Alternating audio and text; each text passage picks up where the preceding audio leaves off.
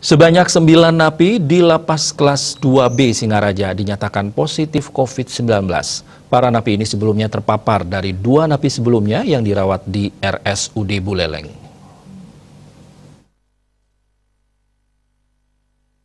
Hal tersebut diungkapkan langsung Sekda Buleleng yang juga Sekretaris Gugus Tugas Penanganan COVID-19 Gede Suyase Selasa siang.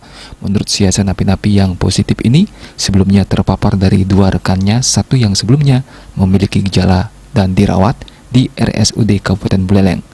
Setelah dilakukan tracing dan tes swab, ditemukan ada 7 napi lainnya yang positif juga. Atas kondisi ini, beberapa ruangan di lapas kelas 2B Singaraja kini mulai disterilkan dan diberi desinfektan.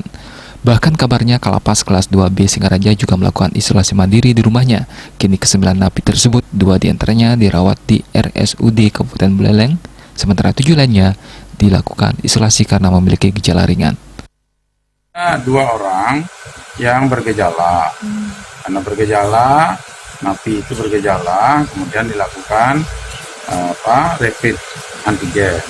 Setelah itu reaktif, lalu di-swab positif.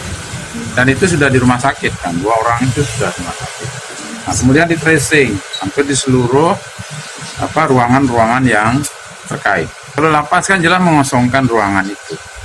Disinfektan kan sudah. Ya mudah-mudahan kemarin usulannya kepada kita untuk melakukan rapid antigen. Kurang lebih ada 150.